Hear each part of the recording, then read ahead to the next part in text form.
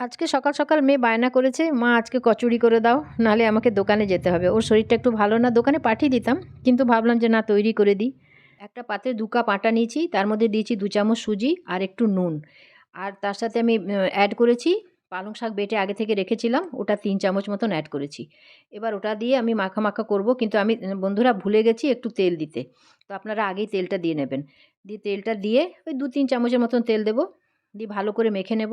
মাখা হয়ে গেলে একটু ঢেকে রাখবো। ওই ১০-১৫ মিনিট বা ০.৫ ঘন্টা আপনি যেমন পারেন রাখতে পারেন।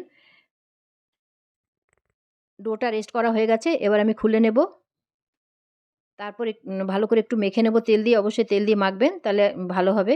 তারপর আমি এদিকে ছাতুতে লঙ্কা গুঁড়ো, নুন আর একটু চিনি দিয়েছি। আর একটু দিয়েছি খাওয়ার সোডা আর একটু হিং। তারপর দুটোকেই সমান, সমান মণ্ড কেটে নেব। যতটা ছাতু ততটাই লেচি। লেচিতে ছাতু ভরে তারপর তেলের সাহায্যে বেলে নেব। খুব আস্ত করে বেলতে হবে যাতে ফেটে না যায়। ব্যাস এবার আমি বেলে, বেলে ছেঁকে নেব। এদিকে কড়াইতে তেল গরম হয়ে গেছে। তেল খুব বেশি গরম নেওয়া চলবে না। আর যদি বেশি গরম নেন তাহলে ভালো হবে না কচুরিগুলো। ভেজে নিলেই রেডি আমার ছাতু আর পালং শাকের কচুরি। ভিডিওটা অবশ্যই ২ পিঠ ভালো করে ভেজে নেবেন। ভিডিওটা ভালো লাগলে লাইক করবেন, ফলো করবেন, সাবস্ক্রাইব আর কমেন্ট করতে ভুলবেন না। Thank you.